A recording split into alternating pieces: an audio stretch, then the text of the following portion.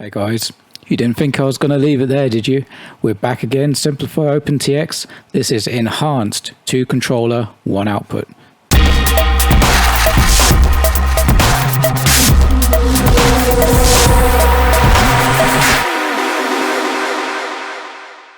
Right, so we're back again in Companion, and I'm just going to fire up the model. I'm going to have to start from scratch because I closed it down after the last video. But if we look at our inputs, we need to modify this again for the, I'll do it as a free channel, so I'll leave the throttle on there. And we need to duplicate this and change the input to aileron. Now, if you remember last time I said that this wouldn't actually work, and what it does is it will use the rudder, but it will never use the aileron. So I can show you that the rudder goes through to channel 4, but the aileron doesn't, because this is always present, so it's always overwriting. It's using the top one first and not falling back to the lower ones. So if we go in our mix, we can get rid of that because it doesn't exist. And we have our rudder. Again, we could do the same thing on here. We could add our expo, so 35%.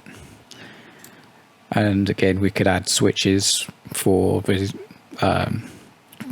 dual or triple rates. That's all in the last video. I'll put a link up in the top corner to the last video.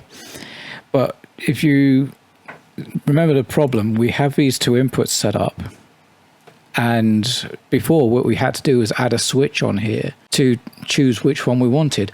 But if you're just flying, that's not the ideal situation. You don't really want to think, hang on, I'm going to use the rudder control on the aileron or vice versa. That sort of negates the whole point of having it on both control sticks in the first place. It's because your muscle memories may not pick it up straight away, so you want both sticks to be active. But the problem was, if both sticks were active, you get double the weight. So if you put one stick left, one stick right, which I know that probably wouldn't happen, but you would have basically centered the control surface. But we can automate this. We can use logical switches. So what I'm going to do is set up 5 logical switches which will define which control we actually use, and it will only use that one control, so we don't have the weight issue where it goes up to 200%.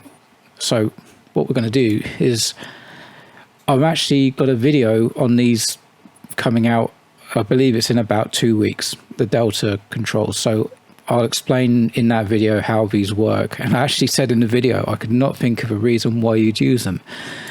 We now have a reason. So what I'm going to do is set this up on the rudder input. No, sorry, not the rudder input, the rudder control gimbal. So you want it hasn't got like an eye in front of it, or it hasn't got the channel in front of it. It's just got to be purely the rudder, and this is the stick input. And we're going to set this to 1, and then we're going to do the same thing again, and we're going to use the aileron, and we'll set this to 1. And basically what this does is the Delta switch looks for a change of 1 on that control. So before we fly, we're going to have to move one of the sticks so it knows. Well, actually we don't. As soon as we chuck it, as soon as we move one of the sticks, it picks it up. But if we look at numbers, logical switch 1 is for the rudder, logical switch 2 is for the aileron. So if I remove it, you'll see it switching on and off because it's detecting a movement. And every time it changes direction, it picks up the movement. Same with this. So all we're doing here is we're seeing if the stick is being moved. So that's the basics of that. The problem with this is it kept switching off. So what we now need to do is use a sticky switch. And what we need to do is we'll set this up on logical switch 1. So when that activates, it will switch this on. But we need something to also switch it off. So we'll use logical switch 2. So if we switch from one control to the other, it switches off. And obviously we need to repeat this for the other control too. So we want logical switch 2 on, logical switch 1 off.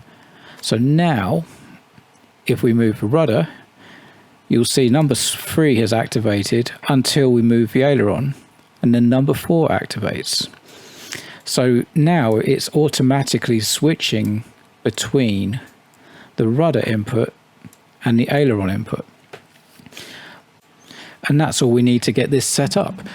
I did say 5 logical switches. I made a mistake. We can actually do it with 4. So now if we head over to the inputs and we double click on this one, we need the switch to activate this as logical switch 3, and OK. The switch to activate this is logical switch 4. So now if we go simulate, what we can see is we move the rudder, channel 4 is outputting from the rudder, logical switch 3 is active. As soon as we start using the aileron, channel 4 is now outputting from the aileron. I can show you, if I put it on a sticky, we can hold that position, but as soon as we start using the other stick, it switches over to that stick. So again, I'll sticky that. We're at that angle. As soon as I start using the aileron, it switches over to that stick. So there we go. It's working, it's automated. So this was a nice, simple, logical switch to get this working, so we don't even need to think about it. You can control the rudder output with either the aileron stick or the rudder stick, and it's all completely automatic. So thank you guys very much for watching.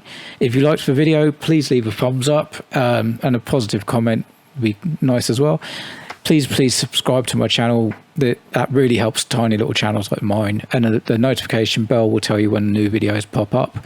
If you didn't like the video, you're more than welcome to leave a thumbs down, but please leave a comment as to why, so I can improve my videos and try not to get too many of those in the future. Thank you guys for watching. Fly them like you stole them, and we'll see you on the next one. Bye bye.